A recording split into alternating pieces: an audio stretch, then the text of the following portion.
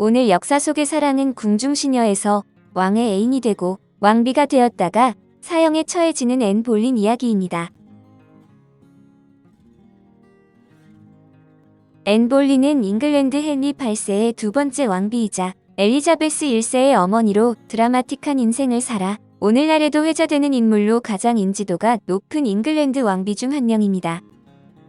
아버지 토머스 볼린은 외교관이었고 어머니는 명문 하워드가의 영예 엘리자베스 하워드였으며 자매로는 메리 볼린, 형제로는 조지 볼린이 있습니다. 볼린 가문은 원래 상인 집안이었으나 점차 세가 강해졌고 그녀의 부친에 이르러서는 고위 귀족과 결혼할 수 있을 정도로 가세가 성장했다고 합니다. 노퍽 지방에서 태어나 어린 시절을 프랑스에서 성장했는데 이미 7세에 5개 국어에 능통했다는데 어학에 대한 특출난 재능은 능력 있는 외교관이었던 아버지에게서 물려받은 것으로 보입니다. 아버지 토머스 볼린은 앤을 볼린 가문과 재산 분쟁이 있던 아일랜드의 버틀러 가문에 아들에게 시집 보내서 분쟁을 종식시키려고 불러들였지만 약혼은 흐지부지 되게 됩니다.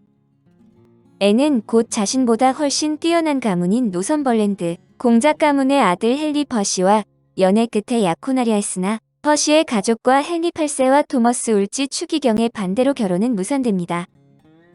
나중에 헨리 8세가 흑심을 품고 있던 앤을 차지하기 위해 토머스 울지 추기경과 짜고 앤과 퍼시를 갈라놓았다는 소문이 돌았고 미드 튜더스에서는 실제로 이 소문이 나오기도 했습니다. 그러나 대다수는 그렇게 보기엔 시기가 너무 일러 소문에 불과하다고 보고 있는데 앤이 퍼시와 약혼했을 때 헨리 8세와의 관계는 시작되지도 않았을 가능성이 크다는 것입니다. 또한 퍼시의 가문인 노선벌랜드 공작 가문은 잉글랜드에서 손꼽히는 대귀족 가문이라 걸맞는 지위와 재산을 지닌 가문 출신인 약혼녀 메리 텔벗이 있었습니다. 그러나 앤은 이 사건으로 토머스 울지 추기경에게 앙심을 품고 할 수 있는 만큼 복수해주겠다라는 말을 남겼다고 합니다. 나중에 앤이 왕의 애정을 얻게 되었을 때 울지 추기경은 아라곤의 카탈리나와 헨리 8세 사이의 결혼 무효화 협상에 실패했고 앤과 헨리는 그에 대한 책임을 물어 울지 추기경을 몰락시켰습니다. 왕의 오랜 신복이었던 울지 추기경은 원래 임지인 요크로 쫓겨났다가 비참한 최후를 맞게 됩니다. 앤 볼린은 15세에 프랑스에서 귀국하여 궁정에 들어가 헨리 8세의 첫 왕비였던 아라곤의 카탈리나의 시녀가 됩니다. 드라마의 영향으로 유부남이었던 헨리 8세를 사로잡아 평민에서 왕비 자리까지 얻어낸 미인으로 알려져 있지만 앤의 가문은 일반 평민이라고 보기는 어렵습니다. 헨리 7세가 보주어스 전투를 치르고 난 뒤 귀족 가문은 고작 29개만이 남았으며 튜더 왕조 말기에도 남자 가문을 합쳐도 50여 개에 불과했습니다. 볼린 가문은 젠틀이었는데 잉글랜드의 귀족 제도 특성상 볼린가도 평민이라기보단 양반처럼 사회 지도층에 해당하며 유럽에서 궁중시녀는 아무에게나 주어지는 자리가 아니었습니다. 그럼에도 앤 볼린은 신분 때문에 살아있을 적에도 죽은 후에도 비난에 시달렸는데 유럽에서는 남녀를 불문하고 군주는 기본적으로 통치 가문 출신과 결혼해야 한다고 여겨졌습니다. 그나마 잉글랜드가 다른 유럽 국가들보다 귀천 상훈에 많이 관대한 편이라 가능했던 일이지만 당대 기준으로 극적인 신분 상승의 예로 받아들여질 만한 일이었던 것은 사실입니다. 앤 볼린과 헨리 8세의 이야기를 다룬 소설 울프홀의 표현을 빌리면 왕은 당연히 다른 나라 공주와 결혼해야 한다는 것이 이 당시 사람들의 인식이었습니다. 더구나 이전의 왕비였던 아라곤의 카탈리나는 아이의 부모가 카스티아와 아라곤의 국왕이라는 점에서 더욱 비교가 됐을 것입니다. 헨리 8세와 만남. 헨리 8세가 아라곤의 카탈리나와 이혼을 시도한 것은 캐서린이 더 이상 임신을 하지 못하던 1520년대 초반부터였습니다. 당시 유럽의 왕들은 적법한 결혼에서 낳은 자식이 아니면 후계가 친척에게 넘어가는 경우가 흔해 후계자를 낳지 못한 본처를 수녀원으로 쫓아내거나 교황청의 혼인무효를 얻어내 새 장가를 갔습니다. 이는 헨리 8세도 예외는 아니었는데 캐서린과 결혼 생활 중에도 헨리 8세는 숱한 여자들과 연문을 뿌렸고 권력을 누린 야심가들이 아내나 딸들을 상납했습니다. 그중 대표적으로 엘리자베스 블런트는 헨리 피츠로이라는 사생아도 낳았는데 헨리 8세는 앤 볼린에게도 정부로 삼을 목적으로 접근했으나 앤 볼린은 더한 욕심이 있었습니다. 1520년대 중후반의 헨리 8세는 젊고 재치 있는 데다 매력적인 앤을 만나 첫눈에 사랑에 빠졌습니다. 헨리 8세는 앤에게 정부가 되어달라고 했으나 앤은 왕의 사랑을 받은 당대의 여느 귀족 여인들과 달리 왕을 거부하고 몸을 허락하지 않으면서도 그의 애정을 부채질해 애태웁니다. 프랑스에는 공식 정부인 메트레 상티트르라는 지위가 있었는데 헨리 8세는 잉글랜드 궁정에서 전례가 없는 지위를 앤에게 약속했으나 앤은 거절하고 결혼을 원했습니다. 기독교 문화의 영향으로 유럽에는 일부 일처제가 확고히 규정되어 왕족이나 귀족들은 동양처럼 정식으로 혼인관계가 인정되는 첩을 둘 수 없었습니다. 물론 왕비 이외의 다른 여성과 관계하는 경우가 비일비재했지만 그들은 단지 애인 내연녀, 정부에 불과했고 정부들은 왕의 총애를 받으면 귀부인의 자기를 받기도 했습니다. 앤은 여자로서의 매력으로 헨리 8세를 사로잡았을 뿐만 아니라 재치 있는 입담과 지성으로도 그를 매혹시켰습니다. 신학에 나름 관심이 있었던 앤은 제야 신학자였던 헨리 8세와 신학에 대해 열띤 토론을 하면서 오랜 시간을 보내게 됩니다. 그렇게 몇 년간 알콩달콩하던 헨리 8세는 오랜 결혼 생활로 감정이 소원해진 데다 더는 자녀를 낳아줄 수 없는 아라곤의 카탈리나와 헤어지고 앤과 결혼하여 적법한 아들을 낳겠다는 결론에 다다랐습니다. 사실 앤이 헨리를 일방적으로 들볶아서 이런 결정을 내리게 했다고 생각하기 쉽지만 헨리도 간절히 앤과의 결혼을 원했고 이후 벌어진 사태에서 가장 영향력을 발휘하고 결정을 내린 사람은 헨리였습니다. 아라곤의 카탈리나가 카를 5세의 이모라 헨리 8세에게 이혼이 정치적, 법적으로 매우 어려운 일임에도 불구하고 이혼 혼인 무효화를 감행한 것은 왕이 그만큼 절박한 처지에 있었기 때문이었습니다. 헨리 8세는 튜더 왕가의 유일한 남성이라 적법한 남자 후계자를 낳지 못하면 헨리 7세가 세운 튜더 왕가는 겨우 이대만의 직전에 장미전쟁처럼 피비린 내나는 내전에 다시 휩싸일 위험이 있었습니다. 캐서린 왕비와의 사이에서 딸 메리 1세를 두었지만 메리 공주가 고모들처럼 타국 왕족에게 시집가면 하나 남은 왕의 계승권은 외국에 팔려가는 격이라고 신하들도 우려했습니다. 이처럼 이혼 문제는 드라마나 소설상의 불같은 사랑이 아니라 스페인과 가톨릭 세력과 헨리 8세와 잉글랜드 정체성의 국교의 세력의 정치적 갈등의 대리전이었습니다. 역사적으로 선대 헨리 7세 시절 왕의 장자 아서 튜더와 아라곤의 카탈리나는 약혼을 했고 캐서린은 지참금 20만 크라운을 챙겨서 잉글랜드에 왔습니다. 그러나 결혼 6개월 만인 1502년 아서가 요절했고 캐서린은 과부가 되는데 헨리 7세는 지참금을 반환하기 아까워 아라곤의 페르난도 왕과 지참금 문제로 다툼을 벌이게 됩니다. 시아버지와 친아버지가 다투는 동안 캐서린은 몇 년 동안 과부 신세로 잉글랜드에 버려져 있었는데 캐서린을 아서의 동생 헨리와 결혼시킨다는 협상도 있었지만 성사되지 않은 채 7년을 끌었습니다. 헨리 7세가 사망하자 헨리 8세가 왕위에 오르면서 형수 캐서린과 결혼하는데 교회법상 결혼 불가 사이였지만 교황 율리오 2세가 기독교 군주끼리의 결합은 대의로 인정하여 관면해 주었습니다. 무튼 헨리 8세는 캐서린과의 혼인을 무효화해 줄 것을 교황에게 요구했는데 이유는 캐서린이 헨리 8세의 형인 아서 튜더와 먼저 결혼한 몸이라 애초에 결혼은 교회법상 무효라는 것이었습니다. 이후 캐서린이 낳은 자식들은 사산되거나 요절하며 외동딸 메리 1세만 남았고 헨리보다 6세나 연상인 캐서린이 30대 중반이 되자 왕비 소생의 아들은 기대하기 어려웠기에 이혼을 시도했습니다. 아라곤의 카탈리나가 헨리의 형 아서와 결혼할 당시 둘 다 16세였고 중세 유럽에선 10대 중반에도 임신과 출산이 오히려 흔한 일이었습니다. 그래서 당시 6개월간 결혼 생활을 했으면서도 처녀였다고 주장했던 것은 당시 사람들에게 그다지 설득력이 없어 보였을 것입니다. 하지만 결혼 6개월 만에 죽은 것을 보면 결혼 기간 내내 몸이 좋지 않아 2세 계획을 회복 후로 미루고 잠자리를 하지 않았을 가능성은 있습니다. 이미 헨리와의 결혼 이전 처녀라는 공식적인 증거가 잉글랜드 궁정에 제시되었고 헨리는 첫날 밤에 캐서린은 처녀였다고 자주 자랑하곤 했습니다. 애초에 헨리가 지참금을 많이 가져온 형수와 결합하려고 명분을 쌓은 성격도 있었지만 20년 후 자신을 올가맬 불리한 증거가 된 것입니다. 게다가 독실한 가톨릭 신자인 캐서린은 아이 성경에 대고 헨리 8세와 결혼할 당시에 나는 처녀였다고 맹세하기도 했습니다. 헨리 8세의 요구에 교황 클레멘스 7세는 혼인 무효 요청을 불허했는데 명목상으론 전임 교황 율리오 2세의 처분을 번복할 수 없다는 것이었습니다. 그러나 실제로는 캐서린의 조카가 당시 에스파냐의 왕이자 신성 로마 제국의 황제인 카를 5세였고 교황은 전투에서 패망해 사실상 황제의 포로 신세가 되어 황제의 눈치를 살펴야 했기 때문이었습니다.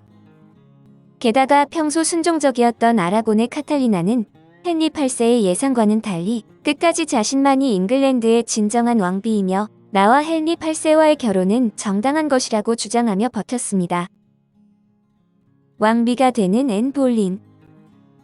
7년에 걸친 긴 법적 공방과 로비 끝에 헨리 8세는 마침내 수장령을 선포하고 로마 교황의 수의권을 부인하고 잉글랜드 교회를 독립시켜서 잉글랜드판 종교개혁인 잉글랜드 국교회를 출범시킵니다. 당시 대륙에 유행하던 복음주의 신학에 관심이 많았던 앤은 잉글랜드 내의 종교개혁자들과 밀접한 관계를 가지고 있었고 연인 관계인 헨리 8세에게 영향력을 어느 정도 미친 것으로 보입니다. 1533년 1월 첫 왕비 아라곤의 카탈리나가 강제 추방된 상태에서 헨리 8세와 앤은 마침내 비밀리에 결혼식을 올렸는데 앤 볼린은 이미 계획적으로 아이를 가진 채 결혼을 했습니다. 그해 부활절에 헨리 8세는 앤의 임신을 공식적으로 선포하였는데 헨리는 앤이 점성가들이 왕자의 탄생을 예고해 임신한 아이가 고대하던 아들이라고 굳게 믿었습니다. 이미 궁정서기들은 왕자의 탄생을 알리는 공식 문서까지 작성해 놓았지만 같은 해 9월에 앤은 자신의 첫 딸 엘리자베스 1세를 출산했습니다. 앤이 왕자를 낳을 것이라는 예상이 궁정에 널리 퍼져 있어서 모두들 실망했지만 정작 헨리 8세는 왕비가 공주를 낳았으니 곧 왕자도 낳을 것이라며 무척 기뻐했습니다. 딸을 낳아 실망하고 있던 앤에게 곧 아들들도 태어날 것이라고 자신있게 말했는데 아이의 탄생을 알리는 공식 문서에 적힌 왕자에는 S 한 쌍을 뒤늦게 추가해 공주라고 표시합니다. 하지만 엘리자베스 1세를 출산한 후로 앤의 운명은 빠르게 내리막길을 걷게 되는데 7에서 8년간이나 열렬히 사랑한 것 같던 두 사람의 관계는 고작 2년 9개월여 만에 파국을 맞고 맙니다. 두 사람이 파경을 맞이한 가장 큰 이유는 앤이 결국 아들을 낳지 못해 헨리 8세의 애정을 잃었다는 것이며 게다가 앤의 논란 많은 행보와 불운이 겹치면서 그녀의 파멸에 불을 당기게 됩니다. 가장 결정적인 이유는 왕자를 낳지 못하고 엘리자베스 1세 이후로 아이를 연달아 유산하거나 사산했다는 점인데 그 이유에 대해 확실히 알려진 바는 없고 여러 가지 설만이 있습니다.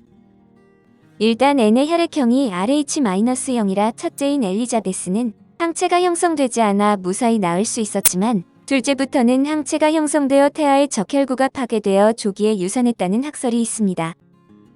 앤의 유해를 연구한 결과도 이 학설을 뒷받침해 준다고는 하지만 정설로 받아들여지고 있지는 않습니다. 헨리 8세의 왕비들은 물론 정부들도 임신과 출산에 문제가 있었고 자식 중 상당수가 요절한 것을 보면 헨리 8세에게 매독이 있었거나 그 밖에 문제가 있었다고 보는 시각도 있습니다. 첫 왕비 아라곤의 카탈리나도 아들을 비롯하여 많은 아이들을 낳았으나 메리 1세를 제외한 모두가 일찍 죽었는데 그렇게 많이 낳았는데 하나같이 일찍 죽은 것은 심상치 않은 일이기는 합니다. 세 번째 왕비 제인 시모어가 낳은 유일한 적자 에드워드 6세가 요절한 것도 헨리 8세의 난잡한 성생활 때문에 발병한 선천성 매독 때문이라는 설이 있기도 합니다. 에드워드 6세를 낳기 전에는 엘리자베스 블런트라는 정부와의 사이에서 사생아 헨리 피츠로이를 낳았는데 헨리 피츠로이 역시 17세의 나이로 요절했습니다. 그러나 헨리 8세의 자세한 의료 기록에 당시 매독의 특효법으로 여겨졌던 수은 치료를 한 기록이 남아 있어야 하는데 전혀 언급이 없습니다. 앤과의 사이가 시들해질 결혼 중반 무렵에 헨리 8세는 앤의 시녀로 있던 조용한 여인 제인 시모어에게 빠져 있었습니다. 당시 기록에는 제인을 무릎 위에 앉히고 시시덕거리는 장면을 임신 중이었던 앤이 보고는 충격을 받아 그 길로 남자아이를 유산을 했다고 합니다. 그 모습을 보고 헨리가 하늘은 우리에게 아들을 주지 않으려는가 보우라고 말했다는 기록이 전해집니다. 헨리 8세는 첫 왕비 아라곤의 카탈리나와 이혼하는 과정에서 캐서린이 오랜 법정 투쟁을 벌였기 때문에 국내외적으로 망신을 당하면서 채통을 크게 잃었습니다. 앤의 전임자였던 캐서린 왕비는 왕자를 낳지 못했다는 흠만 빼고는 집안이 대단하지만 영국 이익에 반해 정치적으로 나서지 않아 동정표가 많았습니다.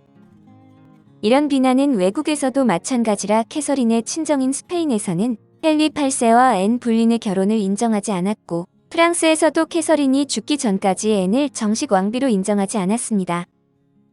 실제로 앤이 헨리 8세의 연인이었던 시절 앤 불린이 왕비가 되고자 캐서린 왕비를 몰아내려 한다는 소문이 돌자 분노한 백성들이 앤을 습격하려 했다는 기화가 있을 정도입니다.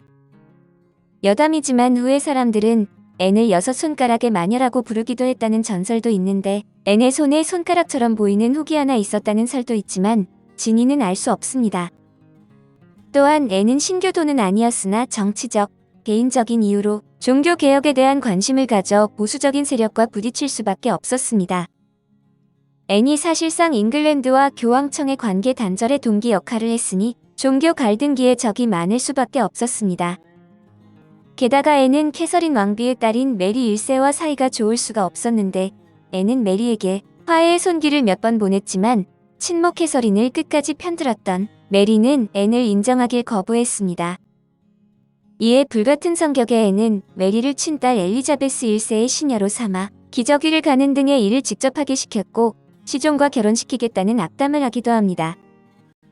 메리는 자기 어머니를 쫓아내는 것으로도 모자라 자신의 격화된 신분을 자극하는 앤과 원수가 되었고 상전으로 모시게 된 이복 여동생 엘리자베스에게도 앤의 딸이라는 이유로 좋은 감정을 갖지 못했습니다. 앤은 메리를 굴복시키기 위해 온갖 나쁜 계모짓은 다해서 메리는 제대로 먹지도 입지도 못한 데다 앤의 구박과 스트레스로 몸과 마음에 큰 상해를 입었습니다.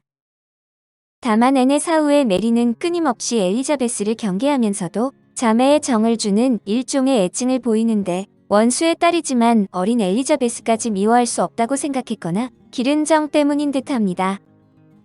실제로 메리 1세는 즉위 후 엘리자베스가 영모를 꾸몄다는 누명을 쓰고 체포되자 처형할 수 있었는데도 살려주기도 했습니다.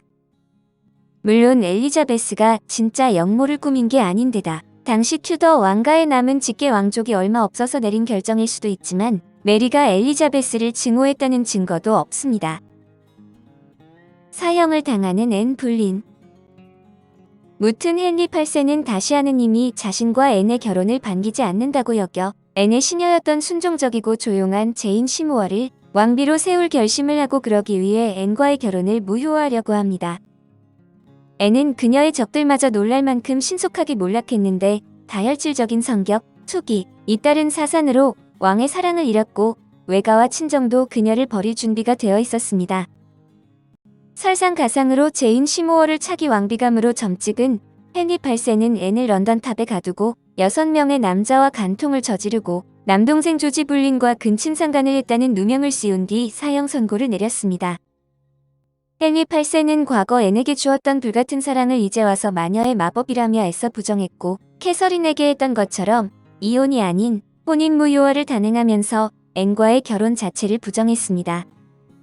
당시 고작 3세였던 엘리자베스마저 아버지에 의해 어머니가 처형당하면서 사생아로 전락해 계승권도 잃어 호칭도 엘리자베스 공주에서 엘리자베스 아가씨로 바뀌었습니다. 영특했던 엘리자베스가 이런 사실을 바로 알고 왜 이제는 나를 공주라고 부르지 않느냐고 물었다는 비화도 있는데 나중에 헨리 8세의 분노가 풀리면서 계승권은 회복했습니다. 결국 앤은 36세의 나이로 런던탑 내부 처형 집행장에서 참수형을 당해 세상을 떠났는데 처음에 마녀로 몰아 화형시키려 했지만 처형 직전에 빨리 죽을 수 있도록 참수형으로 바꾸었습니다. 그리고 특별히 최고로 유능한 참수형 집행자를 프랑스 칼레에서 불러 출장을 오게 했는데 참수형은 도끼로 집행하지만 날이 무딘 도끼로 목을 자르려면 몇 번이고 내려쳐야 해서 곱게 죽을 수가 없었습니다. 하지만 칼레의 집행이는 검으로 한 번에 깨끗하게 목을 벨 수 있어 그나마 편하게 갈 수 있었는데 런던탑에서 이 소식을 들은 앤은 내 목이 가늘어서 빨리 끝날 테니 다행이란 농담 아닌 농담을 했답니다. 앤은 호색한 헨리 8세의 애정을 움켜쥐려고 끊임없이 마음 졸여야 했으니 정신적인 스트레스가 심했고 2년 9개월 남짓한 기간 동안 연달아 2~3번이나 유산하면서 육체적 건강도 크게 상했을 것입니다. 실제로 그녀가 왕비로 있던 시절에 그녀를 본 외국의 한 대사는 늙고 추레한 여자라고 혹평했는데 처형 당시 나이가 아직 20대 후반에서 30대 후반밖에 안 되었으니 건강상의 문제가 있었을 것입니다. 앤은 처형장에 모인 사람들 앞에서 나는 정당한 이유로 처형을 당하는 것이며 헨리 8세는 성군이니 그에게 충성을 다해 달라는 간단한 연설을 하고 참수대 앞에 무릎을 꿇었습니다. 그 모습은 매우 의연했는데 집행인은 밑에 칼을 감추어 놓았고 손을 내밀며 칼을 건네달라고 외치자 말을 들은 앤이 무의식적으로 목을 빼고 뒤를 돌아볼 때 칼을 들어 앤의 목을 내리쳐 단번에 잘라냈답니다. 헨리 8세가 앤 불린에게 죄를 씌워 처형하기로 결심을 한 데에는 전임인 아라곤의 카탈리나가 절대로 이혼을 해주지 않고 버텨서 애를 먹었던 경험이 있었기 때문입니다. 아라곤의 캐서린은 순종적인 아내라 쉽게 이혼할 수 있을 것으로 생각했는데 예상과 달리 고집스럽게 이혼을 거부했는데 그것은 딸 메리 1세의 미래 때문이었습니다. 혼인 무효가 성립되면 딸 메리는 헨리 8세의 유일한 적통공주에서 혼외 관계에서 태어난 사생아로 전락해 왕위계 승권도 잃게 되고 결혼할 때에도 한두 단계 아래의 신랑감을 알아봐야 했습니다. 앤 불린 역시 이혼당할 당시의 캐서린과 마찬가지로 엘리자베스 1세라는 딸이 있는 상황으로 이혼하게 된다면 딸 엘리자베스의 지위가 위태로워져 극렬 반대를 하고 나올 것은 자명한 일이었습니다. 씻을 수 없는 폐륜인 근친상간이라는 충격적인 죄를 굳이 뒤집어 씌운 것도 앤을 절대 살려두지 않겠다는 의지의 표명이라고 할 수 있습니다. 앤과 소위 간통을 저지른 남자들의 체포와 조사, 재판 진행에서 주도적인 역할을 맡은 사람은 토머스 크롬웰이었지만 결국 앤을 몰아내기로 결심하고 그 의지를 관철한 사람은 헨리 8세였습니다. 앤이 정말 간통을 저질렀다고 보기는 어려운데 실제로 앤은 처형이 확정된 상태에서도 끝까지 나는 절대 왕을 배반하지 않았다고 신을 걸고 맹세했습니다. 앤의 발목을 결정적으로 잡은 것은 매력적인 그녀가 많은 남자들과 시시덕거린다는 평판이었습니다. 거기다 앤은 완전 못돼먹은 건 아니지만 그렇다고 착한 것도 아닌 드센 성격, 고고함, 자존심 등으로 세간의 호감을 사지 못했습니다. 역사 속에서 수세기 동안 그렇게 많은 사람들의 흥미를 끌고 매료시킨 왕비는 많지 않았는데 앤 불리는 확실한 한 명으로 뉴욕타임즈는 2000년에 이 사건을 지난 2000년간 가장 회자되는 로맨스로 선정한 바 있습니다. 그녀의 비극적인 인생을 다룬 작품 중 가장 유명한 것은 이탈리아의 작곡가 가에타노 도니체티의 오페라 안나 볼레나로, 안나 볼레나는 앤 불린의 이탈리아어 표기입니다.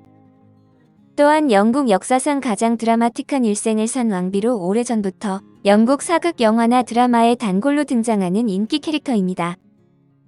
1969년에 개봉한 영국 영화 리처드 버튼, 주느비에브 부졸드 주연의 천일의 앤, 에릭 바나, 나탈리 포트만, 스칼렛 요한슨 주연의 천일의 스캔들이 있습니다.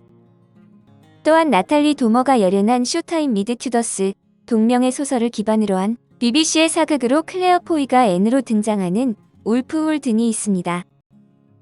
앤 불린의 삶에 대한 책은 여럿이 있으나 내용이 가장 충실한 전기는 에릭 아이브스의 앤 불린의 삶과 죽음입니다.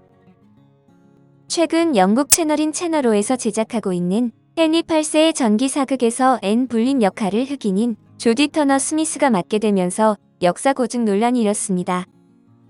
의외로 딱히 미인은 아니었다는데 외모를 묘사한 기록에 따르면 검은 머리에 검은 눈, 거뭇한 피부를 지녔다고 합니다.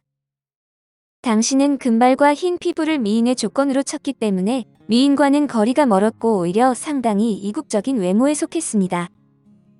금발의 푸른 눈이었던 언니 메리 불린이 더 미인으로 여겨졌는데 덕분에 눈에 띄었던 메리 불린은 유학 간 프랑스 궁정에서 난잡한 성생활을 했으며 잠깐 헨리 8세의 정부가 되기도 했습니다. 앤의 무기는 외모보다 매력이었는데 유달리 반짝이고 표정이 풍부한 검은 눈이 매력적이라 앤에게 적대적이었던 이들도 그 아름다운 눈에 대해서는 이견이 없었다고 합니다. 뿐만 아니라 춤도 잘 추고 교양이 풍부한 데다 화술도 뛰어나 남자들의 마음을 쉽게 사로잡기로도 유명했습니다. 당시 유행의 최첨단이었던 프랑스 궁정에서 오래 교육받고 몸가짐을 익혔기 때문에 매우 세련되고 매력적이었으며 잉글랜드 여성이 아니라 프랑스 여성 같다는 감탄 섞인 묘사가 남아 있습니다. 앤 불린을 미인으로 여기는 이들이 생겨난 것은 근현대 이후 서양인들이 동양적인 외모를 미의 기준으로 삼기 시작하면서부터였습니다. 워낙 정적이 많아 마녀였다. 손가락이 하나 더 있거나 유방이 하나 더 있는 기형이었다. 사악했다 등의 악성 루머가 많지만 기록에 의하면 재치 있으며 절친한 사람들에게는 선량한 여자였습니다. 결혼 후 처형까지의 약 3년 남짓되는 시간으로 인해 후대는 그녀를 천일의 앤이란 별칭으로 부르기도 하는데 주누비에브 부졸드 주연의 고전 영화 제목이기도 합니다.